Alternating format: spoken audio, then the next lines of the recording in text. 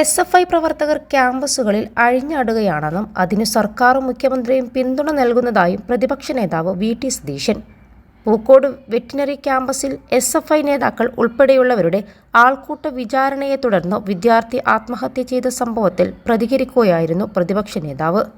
ക്യാമ്പസുകളിൽ അഴിഞ്ഞാടാൻ ആരാണ് SFIക്ക് അധികാരം നൽകിയിരിക്കുന്നതെന്ന് പ്രതിപക്ഷ നേതാവ് ചോദിച്ചു. കേരളത്തിന് അപമാനകരമായ സംഭവം ഉണ്ടായിട്ടും മുഖ്യമന്ത്രി ഒരക്ഷരം മിണ്ടുന്നില്ല. നവകേരള സദസ്സിൽ SFI DYFI പ്രവർത്തകർ അഴിഞ്ഞാടിയപ്പോൾ രക്ഷാപ്രവർത്തനം എന്നു പറഞ്ഞത് മുഖ്യമന്ത്രി തന്നെയാണ്. കേരളത്തിലെ എല്ലാ അക്രമ സംഭവങ്ങളിലെയും ഉത്തരവാദികളെ മുഖ്യമന്ത്രി സംരക്ഷിക്കുകയാണ്. SFI സംസ്ഥാന സെക്രട്ടറി ഒരാളെ തട്ടിക്കൊണ്ടുപോയ കേസിലെ പ്രതിയാണ്. മറ്റുള്ള വിദ്യാർത്ഥി സംഘടനകൾക്ക് പ്രവർത്തനം നടത്താൻ കഴിയാത്ത വിധം SFI അക്രമം നടത്തുകയാണ്. ഭീതി കാരണം വിദ്യാർത്ഥികൾ മർദ്ദനം പുറത്തു പറയുന്നില്ല എന്നു മാത്രം. രക്ഷിതാക്കൾ കുട്ടികളെ ക്യാമ്പസിലേക്ക് അയക്കാൻ ഭയക്കുകയാണ്. അപകടകരമായ രീതിയിൽ ക്യാമ്പസുകളെ മാറ്റുന്ന ക്രിമിനലുകളെ നിയന്ത്രിച്ചില്ലെങ്കിൽ ശക്തമായ പ്രക്ഷോഭം ആരംഭിക്കും. KSUവും യൂത്ത് കോൺഗ്രസും പാർട്ടിയും സമരം ഏറ്റെടുക്കും. സാമൂഹിക സുരക്ഷാ പെൻഷൻ 7 മാസമായി കുടിശ്ശികയാണ്.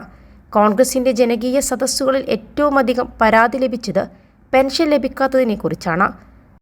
+2 ഡിഗ്രി കഴിഞ്ഞവർക്ക് വേൾഡ്സ് ഫസ്റ്റ് AR/VR ക്ലാസ് റൂമിലൂടെ സ്മാർട്ട് ഫോൺ എഞ്ചിനീയർ ആവാം. കൂടുതൽ അറിയാൻ വിളിക്കൂ ബ്രിഡ്കോ ആൻഡ് ബ്രിഡ്കോ. സാമൂഹിക സുരക്ഷാ പെൻഷൻ കൊടുത്തില്ലെങ്കിൽ UDF പ്രക്ഷോഭം ആരംഭിക്കും.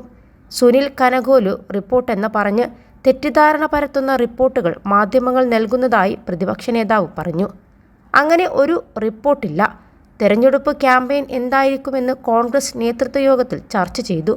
അല്ലാതെ മണ്ഡലത്തെക്കുറിച്ച് ചർച്ച ചെയ്തിട്ടില്ല. ഹീനമായ പ്രചരണമാണ് ചില മാധ്യമങ്ങൾ നടത്തുന്നത്. കോൺഗ്രസിൻ്റെ സ്ഥാനാർത്ഥികളോട് കാണിക്കുന്നത് ജനാധിപത്യ വിരുദ്ധമായ നടപടിയാണ്. 19 സീറ്റുകളാണ് കഴിഞ്ഞ തവണ UDFന് ലഭിച്ചത്. അന്നുണ്ടായിരുന്നതിനേക്കാൾ ഭരണവിരുദ്ധ വികാരം ഇന്നുണ്ട്. 20 സീറ്റിലും ജയിക്കാനുള്ള പ്രവർത്തനങ്ങളാണ് UDF നടത്തുന്നതെന്നും VT സതീശൻ പറഞ്ഞു.